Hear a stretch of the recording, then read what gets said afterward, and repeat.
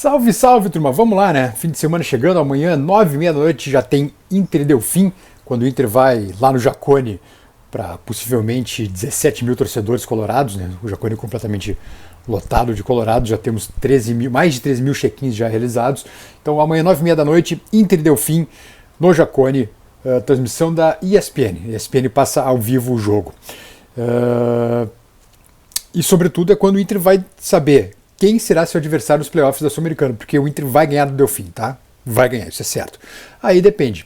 Se for por um gol de diferença, Rosário Central. 2 gols de diferença, LDU. 3 gols de diferença, o arisquíssimo Independente Del Valle. Time muito veloz e joga com altitude também. Se fizer 4 de diferença, é bom. Aí me parece o caminho mais simples de todos. Pega o Libertad e depois, passando o Libertad, segue no Paraguai contra o Ameliano. Acho que esse é o mais simples de todos, melhor caminho. E, olha, eu não duvido o Inter tocar 4 diferenças no Delfim, sinceramente, não duvido mesmo. O Inter mostrou contra o Tomaiapo no segundo tempo que podia fazer muitos mais gols do que fez, né? Não fosse arbitragem, não fosse um erro de pênalti, enfim.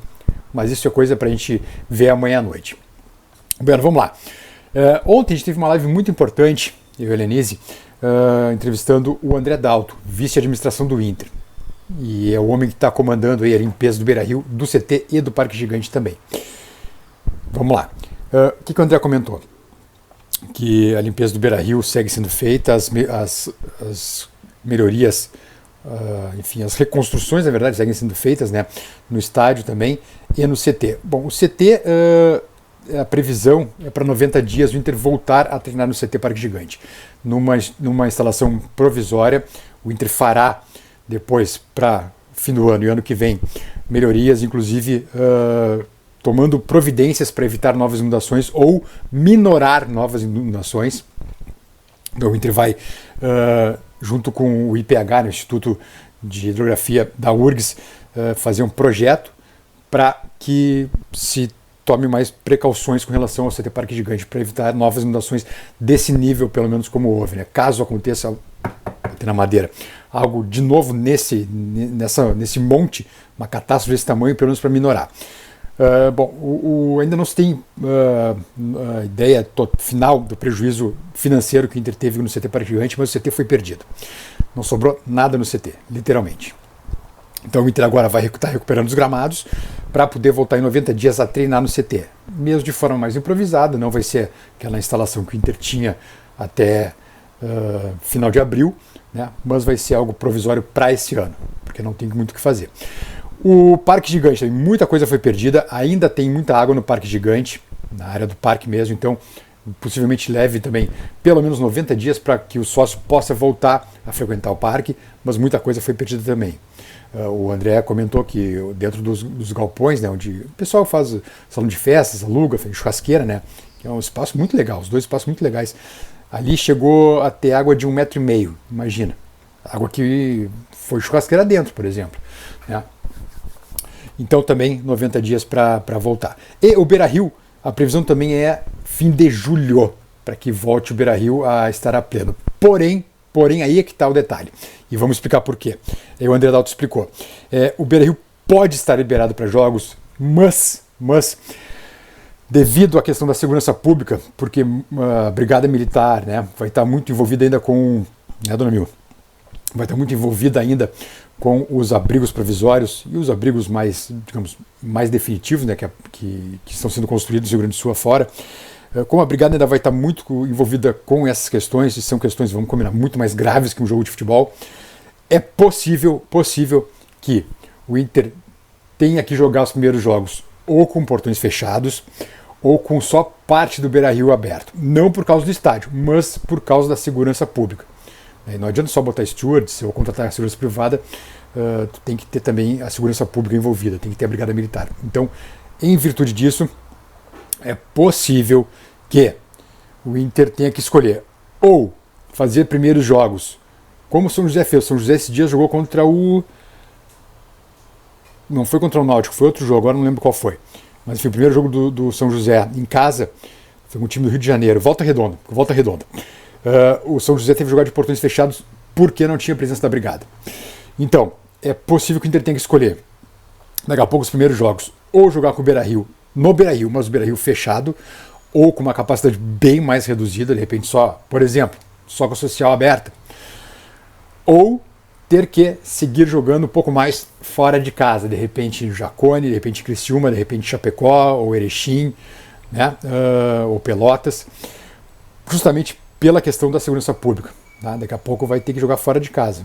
Por exemplo, daqui a pouco em Caxias, por exemplo, como vai jogar fim de semana agora, como se necessita um contingente menor, né, de soldados da brigada, sai jogo, né? Ou não precisa deslocar brigadeiros de Caxias do Sul para cá.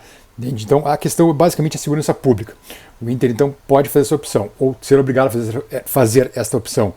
Daqui a pouco jogar com o Beira-Rio a portões fechados, ou seguir jogando um pouco mais fora de casa, enquanto a situação do Estado como um todo segue assim, nesse grau de gravidade, né? Então a questão é essa. Pode ter Beira-Rio de volta, mas talvez com público reduzido no primeiro momento, ou até mesmo com portões fechados, em virtude da segurança pública. Pessoal, 5 segundinhos na tela para você deixar o like, por favor, aqui no vídeo. Não custa nada, nada, nada. Só deixar o like aqui, por gentileza, tá? Esses 5 segundinhos, só para dar um respiro, e você apertar o botãozinho aqui embaixo deixando o like. A gente já continua.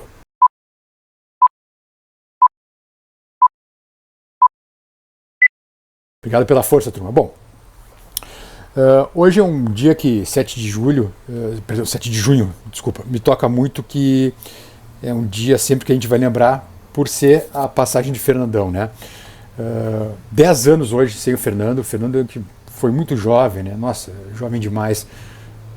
E aqui eu tenho a honra de ter escrito, e o orgulho de ter escrito esse livro aqui, O Fernandão Eterno, junto com Léo Oliveira, com Marcelo Campos, porque hoje são 10 anos da passagem do Fernandão, né? 10 anos já, né? Nossa Senhora, 7 de junho, lá em Aruana, interior de Goiás, no acidente de helicóptero. O tempo passa rápido, né? Nossa, passa muito rápido. A gente vê, piscou, fez assim, passou o tempo. Me lembro que fui chamado de madrugada em casa pelo meu editor, na época, da Zero Hora, para entrar no primeiro voo que tivesse para Goiás, para Goiânia, para acompanhar, enfim, velório e também o enterro do Fernando, né? Foi, olha, sem dúvida, uma das coberturas mais difíceis que eu fiz na vida. Me lembro de praticamente todo o time de 2006 estava lá. Klemer, Yarley, Sobis. Não, o Sobis não lembro se foi agora. O Sobis estava tão emocionado que eu acho que o Sobis não foi. Desculpa. Mas, enfim, muitos amigos também. O velório foi lá no ginásio da Serrinha, pertencente a Goiás, onde ele jogou também, onde começou, né? Depois houve um cortejo grande também até o cemitério onde ele está sepultado, onde foi sepultado. O Leonardo, da dupla Leonardo, estava lá também no velório, enfim. Gente muito emocionada e, sem dúvida, uma das coberturas mais tocantes que eu fiz na vida. A mais dolorosa, com certeza. Uma das mais dolorosas, com certeza. Junto com o velório coletivo da Chapecoense, jogadores da Chapecoense. Então, queria deixar aqui uma mensagem para que o Fernando esteja em luz, né?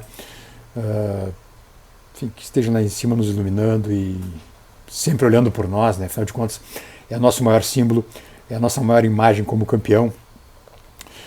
E foi o cara que colocou o Inter no outro patamar, né? Patamar literalmente mundial. Então, Fernando, 10 anos atrás, virou estrela, definitivamente, né?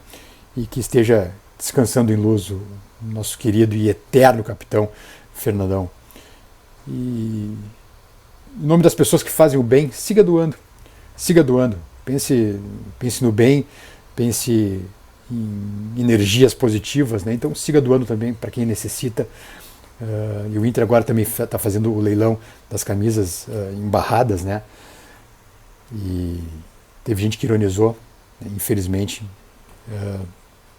Mas o Inter segue no caminho do bem e tomara que o Fernandão também siga olhando por nós nessa década, por incrível que pareça, né? 10 anos sem o Fernando, 10 anos sem para mim, o maior ídolo de todos do Inter, o maior símbolo, né? Ele erguendo a taça do Mundial, é um símbolo inesquecível. Então, esse vídeo também é uma homenagem ao Fernando, jamais esquecemos dele e vamos pensar sempre com positividade, sempre em coisas boas. Fernando, obrigado por tudo e que esteja em luz aí, meu amigo, que esteja realmente em paz e em luz nesse momento.